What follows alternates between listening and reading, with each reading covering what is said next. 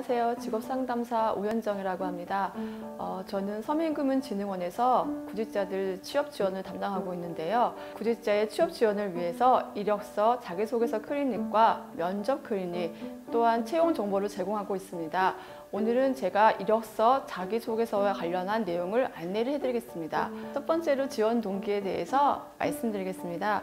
지원 동기 작성하실 때 직무 위주로 작성하시는 것이 좋으세요. 어떤 것을 경험하고 어떤 것을 배우고 어떤 지식이 있기 때문에 내가 이 직무를 잘 할 수 있다고 작성해 주시면 되겠습니다. 입사 후 포부는 자신이 어떻게 할 수 있는지 구체적인 사례를 들어서 작성해 주시는 것이 좋습니다.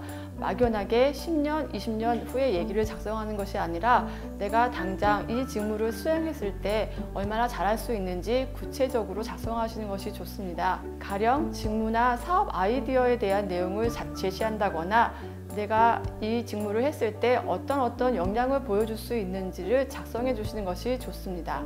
성격의 장단점은 장점과 단점의 비율을 6대4 정도로 작성하시는 것이 좋습니다. 장점을 작성하실 때는 이 장점에 대한 근거를 제시해 주시는 것이 좋고요. 단점을 작성하실 때는 보완했던 사례를 작성하시는 것이 좋습니다. 사례와 더불어서 앞으로의 계획도 얘기해 주시는 것이 좋습니다. 학교 생활을 적으실 때는 그냥 학교 생활에 대한 전반적인 얘기를 작성하시는 것보다는 학교 생활을 통해서 내가 직무와 관련된 배웠던 과정들을 적어주시는 것이 좋습니다.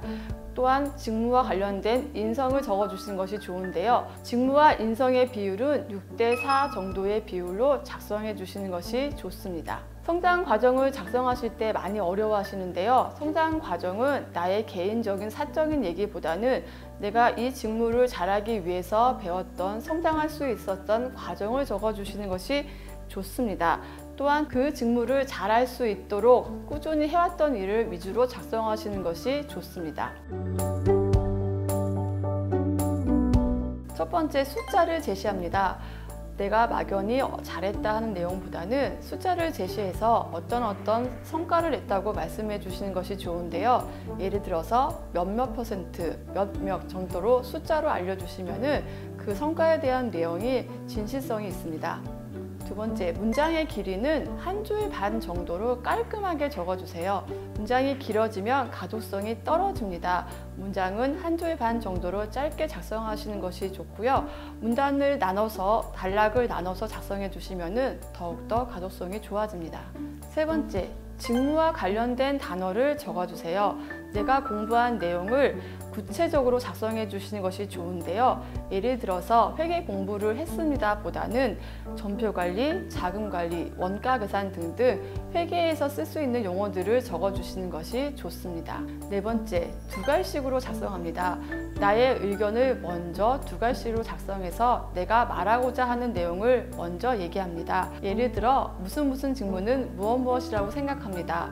나의 성격은 어떻습니다. 라는 식으로 먼저 나의 생각을 어필할 수 있는 두 갈씩 문장을 작성해 주세요.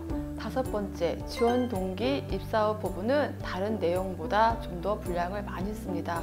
무조건 많이 쓰기보다는 지원 동기, 입사 후 포부는 직무 역량이 잘 보여질 수 있도록 작성합니다. 또한 직무에 대한 이해도가 높고 관련한 내용을 적어주시는 것이 좋습니다.